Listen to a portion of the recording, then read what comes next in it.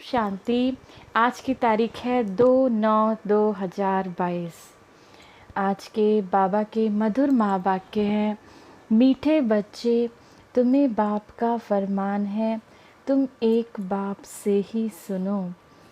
अविनाशी ज्ञान रतन सुनने से तुम्हारे कान भी मीठे हो जाएंगे। जितना बाबा का ज्ञान सुनेंगे तो तुम्हारे कान भी मीठे हो जाएंगे। प्रश्न है आज की मुरली से, ड्रामा के ज्ञान से तुम बच्चों को अभी कौन सी रोशनी मिली है? उत्तर, तुम्हें रोशनी मिली है इस बेहद ड्रामा में हर एक को अपना अपना पार्ट मिला हुआ है। इस बेहद के ड्रामे में हर एक अपना अपना पार्ट निभा रहा है। एक का पार्ट दूसरे से मिल नहीं सकता, एक जैसे सब हो नहीं सकते। बुद्धि में तो सब दिन होत ना एक समान। 5000 वर्षों के ड्रामा में 2 दिन भी एक जैसे नहीं हो सकते। ये जो सृष्टि का चक्र है 5000 साल का, इसमें बाबा कहते हैं 2 दिन भी बिल्कुल एग्जैक्ट एक जैसे नहीं हो सकते। ये ड्रामा अनादि बना हुआ है जो हू बहू रिपीट होता है। ड्रामा की सदा स्मृति रहे तो चढ़ती कला होती रहेगी। गीत है आज की मुरली से, महफिल में जल उठी क्षमा। ओम शांति। बेहद के सच्चे बाप की है बेहद की महफिल। बाप आते ही तब हैं जब बड़ी महफिल होती है। सब आत्माएं यहाँ आ जाती हैं, तब शिव बाबा आते हैं। जब बाबा कहते हैं जब बेहद की महफिल, बेहद के सच्चे बाप की ये बेहद की महफिल है, बाबा कब आते हैं? जब ये महफिल बड़ी हो जाती है। सतयुग में तो 9 लाख आत्माएं थी, वहाँ तो बाबा आते नहीं हैं। त्रेता में 33 करोड़, वहाँ भी नहीं आते हैं। द्वापर में भी इतना, अब कलयुग अंत में आत्माएं भरी, बाबा कहते हैं जब बहुत बड़ी महफिल हो जाती है तब बाबा आते हैं। भल थोड़ी सी आत्माएं ऊपर भी होंगी, वह भी आ जाएंगी। अब तो ये समझाया गया है बाबा कौन है। पहले पहले हमेशा बाबा की महिमा सुनानी है। वह सच्चा बेहद का बाप है, बेहद का सच्चा शिक्षक है, बेहद का सच्चा सतगुरु भी है। ये एक ही महिमा है। ये पक्का याद कर लेना है कि बाबा शिक्षक भी है, सतगुरु भी है और बाबा की ही महिमा करनी है। तो बाबा कहते हैं ये पक्का याद कर लेना है। नाम भी हमेशा शिव बाबा का लो। जब गिनती करते हैं तो बिंदी को शिव भी कहते हैं। तो बेहद का बाप शिव है, वह है बेहद का शिक्षक। हमको सृष्टि के आदि मध्य अंत का तीनों कालों की समझानी देते हैं। हिस्ट्री और ज्योग्राफी होती है, जैसे हिस्ट्री और ज्योग्राफी होती है ना, ऐसे ही बाबा हमें सृष्टि के आदि मध्य अंत तीनों काल की समझानी देते हैं। सतयुग में कौन राज्य करते थे, कितने इलाके पर करते थे? तुम कहेंगे सतयुग में देवी देवताएं सारे विश्व पर राज्य करते थे। दिखलाया जाता है ना कौन कौन कहाँ कहाँ राज्य करते थे। जैसे बड़ौदा वाले बड़ौदा पर राज्य करेंगे। यहाँ तो टुकड़े टुकड़े हैं, यहाँ तो पूरे विश्व के टुकड़े टुकड़े हैं। सतयुग में ऐसा है नहीं, वहाँ है सारे विश्व के मालिक और कोई धर्म होता नहीं। वहाँ पे कोई धर्म तो होता नहीं जिस तो अपने आप में टुकड़े टुकड़े हो गए। बाकी राजाएं क्यों नहीं होते, बाकी बाबा कहते हैं बाकी राजाएं क्यों नहीं होते, हर एक को अपना वर्षा मिलेगा। बाबा कहते हैं हर एक को अपना अपना वर्षा मिलेगा। पहली पहली मुख्य बात है उच्च से उच्च शिव बाबा, जो सच्चा बेहद का बाप, बेहद की शिक्षा देने वाला है, जो सृष्टि के आदि मध्य अंत की नॉलेज समझाकर त्रिकालदर्शी बनाते हैं। दुनिया में त्रिकालदर्शी कोई मनुष्य है नहीं। दुनिया में तीनों कालों को त्रिकालदर्शी जानने वाले कोई मनुष्य है नहीं, जो रचता और रचना के आदि मध्य अंत को जानता हो। वह शिव बाबा बेहद का सतगुरु है, सबको साथ ले जाने वाला पंडा भी है। वह सब हैं जिस्मानी पंडे, जो लौकिक में होते हैं ना, वो कैसे पंडित हैं? जिस्मानी पंडित। और बाबा कौन सा है? सबको साथ ले जाने वाला। कहाँ? अपने घर। हम आत्माओं का घर है परम धाम। तो बाबा हम सबको ले जाने वाला पंडा है। और ये सब कौन है पंडित? जिस्मानी पंडित। ये है रूहानी। गीत में भी सुना चारों धामों का, जन्म जन्मांतर का चक्र लगाया। तीर्थ कोई कहाँ चारों तरफ हैं, चारों तरफ के चक्कर लगाए, फिर भी भक्त लोग भगवान से मिल न सके। भगवान आते ही हैं इस समय, उनको पतित पावन कहा जाता है। भगवान आते इस समय है, भगवान को पतित पावन कहा जाता है। कलयुग को सतयुग बनाने हमारा बाबा भारत में आते हैं। भारतवासियों को फिर से हीरे जैसा स्वर्ग का मालिक बनाते हैं। ऐसे बाप को ना जानने के कारण साधु संत आदि परमात्मा को सर्वव्यापी कहते हैं। बाबा को नहीं जानते तो क्या कह देते हैं? परमात्मा सर्वव्यापी है। तुम बच्चे कहते हो बाप ने ब्रह्मा के मुख द्वारा हमको अपना बनाया है, हम ईश्वर के कुटुंब के ठहरे। तुम हो शिव वंशी, फिर बनते हो ब्रह्मा कुमार कुमारी। इनको कहा जाता है अविनाशी संतान। आत्मा भी अविनाशी, बाप भी अविनाशी। आत्मा भी अविनाशी, हमारा बाबा शिव बाबा भी अविनाशी। आत्मा एक शरीर छोड़ दूसरा लेती है। देवी देवता जो सतो प्रधान थे, वही सतो रजो तमो में आए हैं। विकारों की खाद पड़ने से फिर तमो प्रधान बन जाते हैं। खाद पड़ती है आत्मा में, ऐसे नहीं कि आत्मा निर्लेप है। आत्मा ही पुण्य आत्मा और पाप आत्मा बनती है। बोलो हम जो आपको सुनाते हैं वही सुनो। बाबा कहते हैं उनसे बोलो कि जो हम आपको सुनाते हैं वही सुनो, हमको और किससे सुनना नहीं है। बाबा कहते हैं हमें और किसी के भी कोई भी आए व्यक्ति, कोई भी पंडित आए, हमें उनका सुनना नहीं है। हमको किससे सुनना है? हमें तो अपने शिव बाबा से सुनना है। बाप का फरमान है तुम किसी का नहीं सुनो। तुम जो बोलोगे शास्त्रों की बात बोलेंगे। अगर कुछ बताओगे तो वो शास्त्र की बात बताने लगेंगे। वह तो जन्म जन्मांतर से हम सुनते आए हैं, धक्के खाते आए हैं। बेहद का बाप तो एक ही है, हम ऐसे बाप की सुनेंगे, बात तुम्हारी सुनेंगे। बाबा कहते हैं उनसे कहो कि हमारा बेहद का बाबा शिव बाबा तो एक ही है, हम तुम्हारी सुनेंगे कि उनकी सुनेंगे।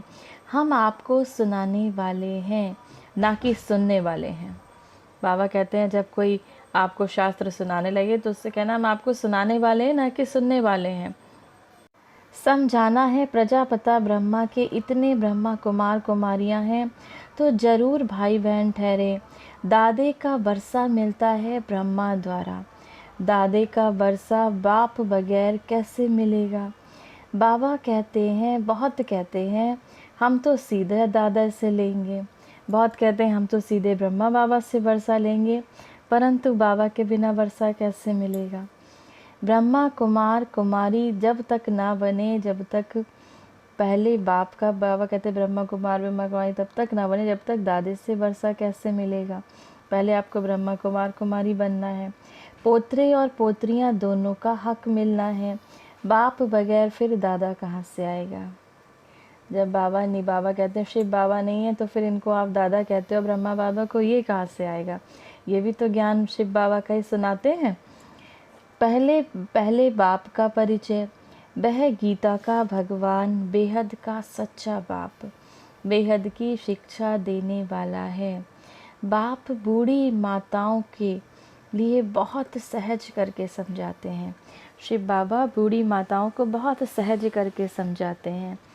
ये है संगम, जबकि बाप बैठ पतितों को पावन बनाते हैं। इनको कुंभी पाक नर्क कहा जाता है। ये सारी दुनिया विषय बैतरणी नदी है। ये सारी दुनिया विषय बैतरणी नदी है, बाकी कोई पानी की नदी नहीं। इनको विषय सागर भी कहते हैं। परम पिता परमात्मा है ज्ञान का सागर, और रावण है विषय सागर। उनसे विकारों की नदियाँ बहती हैं। इस समय जो आसुरी संप्रदाय हैं वह विषय सागर में गोता खा रहे हैं। इस समय बाबा कहते हैं जो आसुरी संप्रदाय हैं वह विषय सागर में गोता खा रहे हैं। दुख ही दुख है, इन बातों को भी कोटों में कोई समझेंगे। कई तो बहुत बाबा कहते हैं कई तो बहुत अच्छे बनकर फिर आश्चर्यवंत भगंती हो जाते हैं। बाबा का बहुत ज्ञान सुना, योग में भी बहुत आगे निकल गए, फिर पता लगा बाबा का ज्ञान छोड़ के चले जाते हैं। तो बाबा कहते हैं कोई बहुत अच्छे बनकर आश्चर्यवत भगवंती हो जाते हैं, कहते भी हैं हम स्वर्ग के मालिक बन गए हैं, फिर भी भाग जाते हैं। युद्ध के मैदान में कोई सबकी जीत नहीं होती। युद्ध के मैदान में कुछ हारते हैं, कुछ जीतते हैं। तो बाबा कहते हैं माया का युद्ध है, इसमें कोई बच्चे बाबा का बहुत ज्ञान सुनते हैं, बहुत अच्छे बन जाते हैं, फिर भी भाग जाते हैं, माया खा जाती है। दोनों तरफ से कोई मरेंगे, कोई जीतेंगे। हाँ, पहलवान होंगे तो जास्ती मारेंगे, जास्ती को मारेंगे। बाबा कहते हैं इस माया के युद्ध में जो पहलवान होंगे, माना जो बाबा के बहुत पक्के बच्चे होंगे, वह माया को भी मार गिराएंगे। कमज़ोर जो होते हैं वह जास्ती मरते हैं। कमज़ोर होते किस चीज़ से मरते हैं? माना अपने विकारों के कारण मर जाते हैं।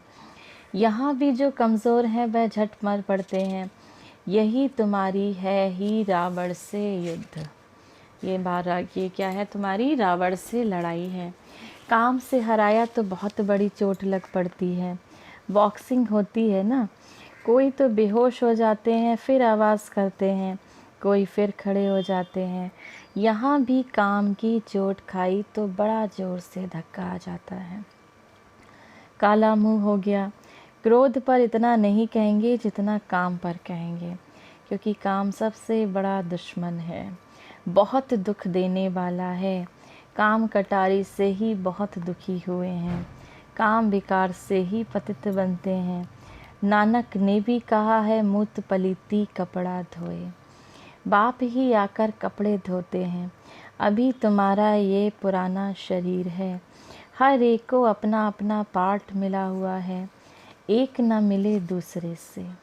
ड्रामा है ना, सब दिन होत ना एक समान। 5000 वर्ष का ड्रामा है, इसमें कितने दिन होंगे?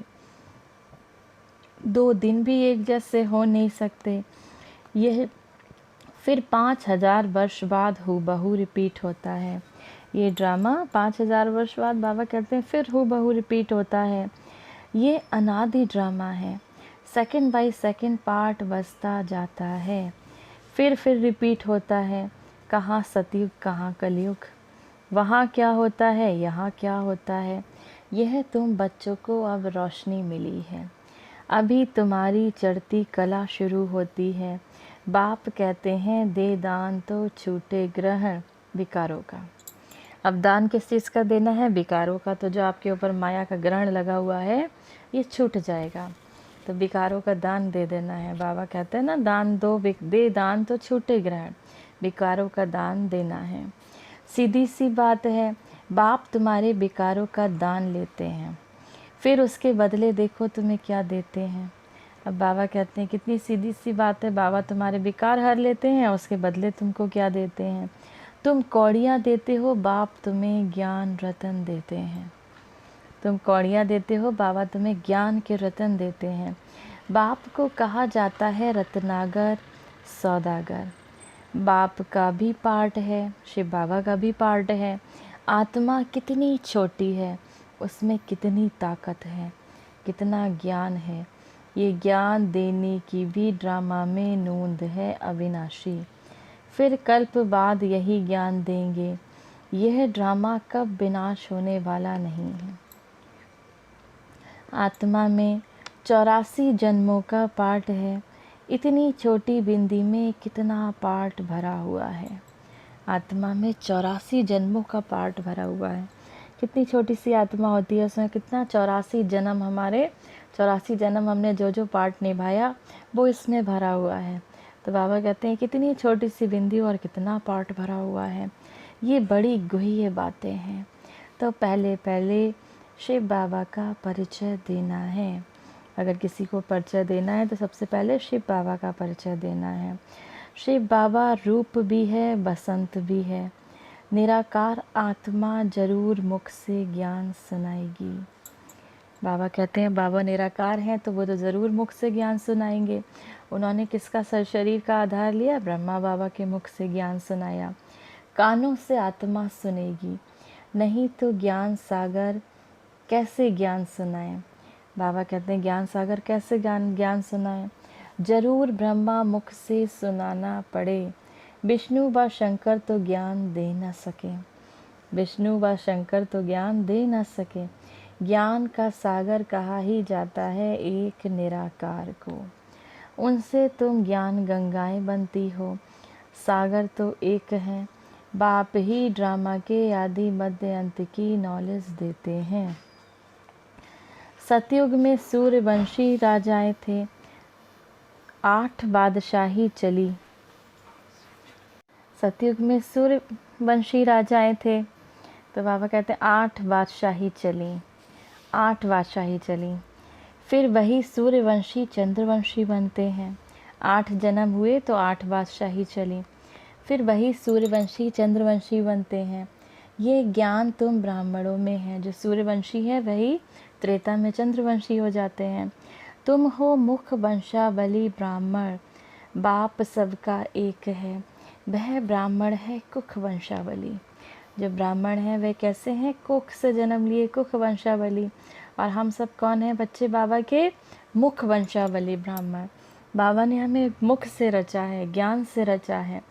तुम हो मुख वंशावली, वह जिस्मानी यात्रा कर फिर लौट आते हैं। तीर्थ पे जाते हैं, जिस्मानी यात्रा करके फिर लौट आते हैं। हमारी एक ही यात्रा है, एक ही बार ये अमर लोक की यात्रा करते हैं। फिर लौटकर इस स्मृति लोक में आना नहीं है। अमर लोक स्वर्ग को कहा जाता है। वहाँ कोई यात्रा होती नहीं, वहाँ भक्ति ही नहीं। यह है ब्रह्मा की रात जिसमें भक्ति के धक्के हैं। यहाँ पर भक्ति में कितने धक्के खाते हैं। धक्के खाते खाते पहुँचते हैं, कहते हैं हमने बहुत अच्छे दर्शन किए। तो बाबा कहते हैं भक्ति के धक्के हैं। चारों तरफ फेरे लगाए परंतु हरदम दूर रहे। सारे पूरे एक एक जगह के बाबा कहते हैं फेरे लगा लिए, माना सब जगह के दर्शन कर लिए, फिर भी हरदम दूर रहे। क्योंकि बाबा को तो पहचाना नहीं। शिव बाबा को किसने पहचाना? हम सब ब्राह्मण बच्चों ने पहचाना। स्वर्ग का मालिक बनाने वाला बाप नहीं मिला। तुम पुकारते हो हे पतित पावन आओ, आकर पावन बनाओ। फिर तुम ज्ञान स्नान करने क्यों जाते हो? वह तुमको पावन कैसे बनाएगी? अगर गंगा से पावन हो सकते हो तो पतित पावन को क्यों बुलाते हो? कितने लाखों आदमी आते हैं गंगा स्नान करने। पतित पावन सर्व का सदगति दाता है। बाबा कहते हैं जब गंगा से ही पावन बन जाते हो फिर पतित पावन को क्यों बुलाते हो? बाकी हैं भक्ति के धक्के। तो युक्ति से प्रश्न पूछना चाहिए तो समझेंगे ये तो बड़े कायदे से पूछते हैं। जबकि एक पतित पावन को बुलाते हैं तो फिर अनेकों के पास धक्के क्यों खाते हैं? बाप कहते हैं मैं आता ही तुमको पावन बनाकर स्वर्ग का मालिक बनाने। तो अंदर में बहुत खुशी होनी चाहिए। बाबा हमको पावन बनाकर स्वर्ग का वर्षा दे रहे हैं। लक्ष्मी नारायण बरोबर स्वर्ग के मालिक थे। लक्ष्मी नारायण स्वर्ग के मालिक थे। उन्हों को बाबा से वर्षा मिला था। अब लक्ष्मी नारायण कैसे बने? उनको वर्षा किसने दिया? शिव बाबा ने दिया। तुम यह भी पूछ सकते हो कि ये जो लक्ष्मी नारायण स्वर्ग के मालिक थे, जरूर उन्हों की प्रजा भी होगी। सतयुग आदि में तो था उन्हों का राज। बाबा कहते हैं ये भी पूछ सकते हैं कि लक्ष्मी नारायण जो थे उनकी प्रजा भी होगी। तो बाबा कहते हैं सतयुग आदि में उनका राज्य था। अभी तो संगम पर बैठे हो, जरूर उनकी प्रजा होगी। यहाँ तो प्रजा का प्रजा पर राज्य है, विनाश भी सामने खड़ा है। कल्प कल्प के संगम युगे बाबा आते हैं। बाबा ही आकर सहज राजयोग सिखलाते हैं। तुम जीवन मुक्ति पाते हो, बाकी सब मुक्ति में जाएंगे। तुम जीवन मुक्ति पाते हो माना तुम सतयुग में वर्षा पाते हो, और बाकी सब कहाँ चले आएंगे? मुक्ति में, शांति धाम में रहेंगे। जब तक ये सतयुग त्रेता रहेगा, जिन्होंने बाबा का ज्ञान सुना वे सब इसमें आत्माएं पाठ बजाएंगी। बाकी सब आत्माएं, इतनी सारी आत्माएं कलयुग में, वो सब कहाँ रहेंगी? शांति धाम में रहेंगी। भारत सुख धाम था, अब तो दुख धाम है। देवी देवता धर्म तो है नहीं, फिर स्थापन होती है। तुम बच्चे राजयोग की शिक्षा ले राज्य भाग ले रहे हो, कांटे से फूल बन रहे हो।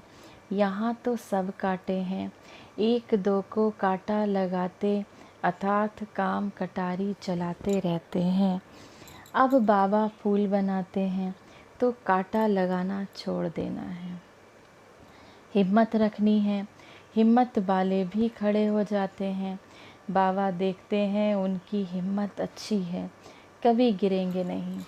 माना बाबा कहते हैं ये बच्चा अच्छा है, माँ बाप अपने बच्चे को पहचानते हैं ना, ऐसे बाबा हम सब बच्चों को पहचानता है कि ये बाबा का बच्चा बहुत अच्छा है, कभी गिरेगा नहीं। नहीं तो इस हिम्मत वाले को शरण भी दे देते, परंतु ऐसे नहीं कि फिर पति व बच्चे आदि आकर याद पड़ें।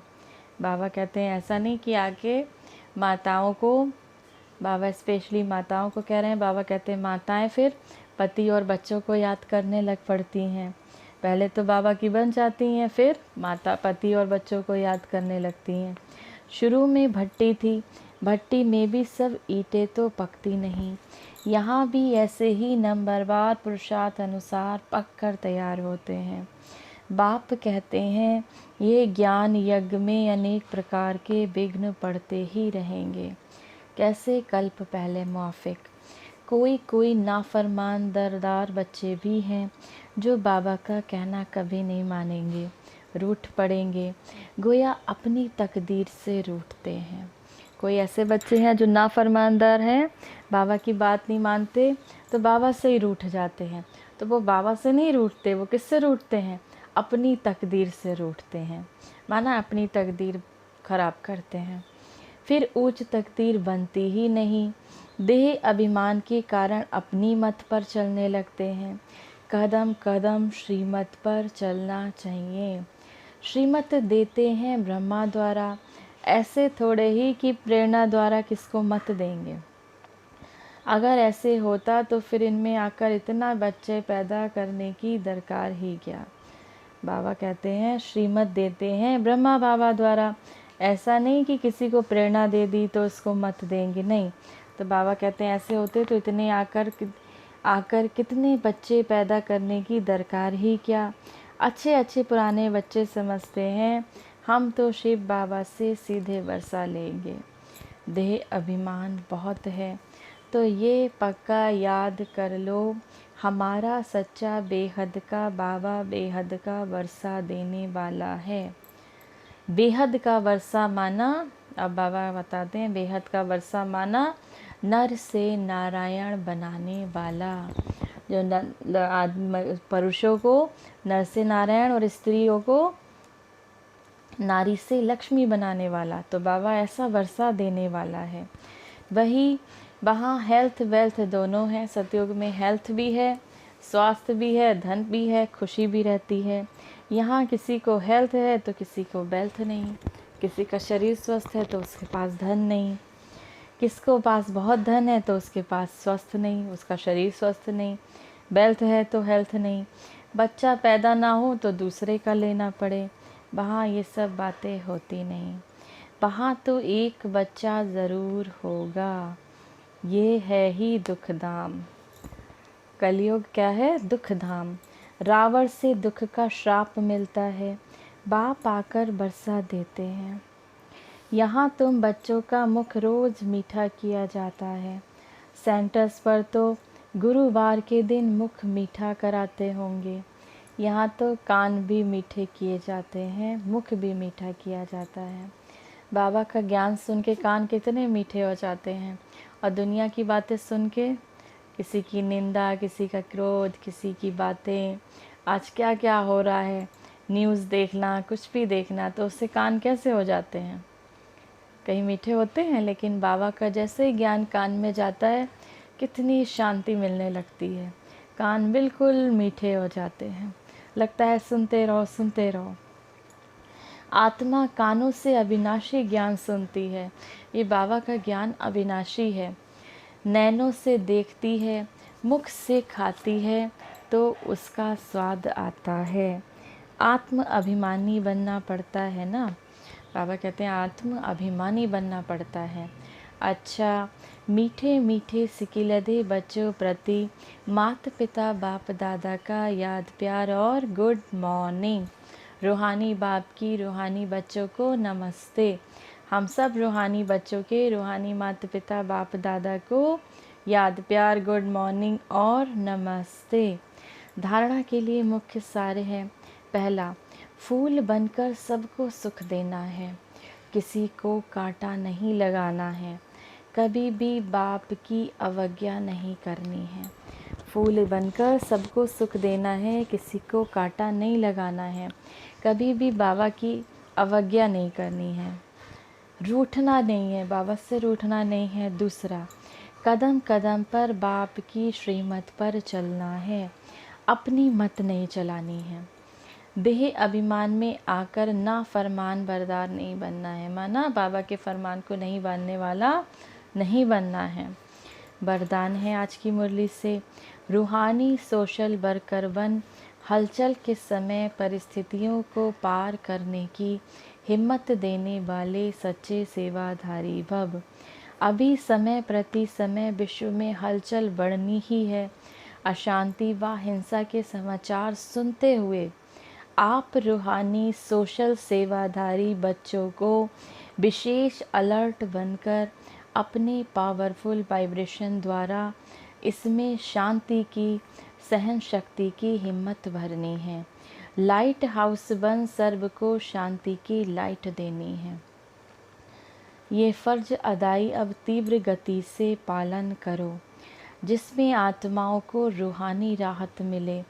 जलते हुए दुख की अग्नि में शीतल जल भरने का अनुभव करें। स्लोगन है आज की मुरली से, सर्व का मान प्राप्त करना है तो निर्माण चित्त बनो। सर्व का मान प्राप्त करना है तो कैसा बनना है? निर्माण चित्त बनना है। ओम शांति।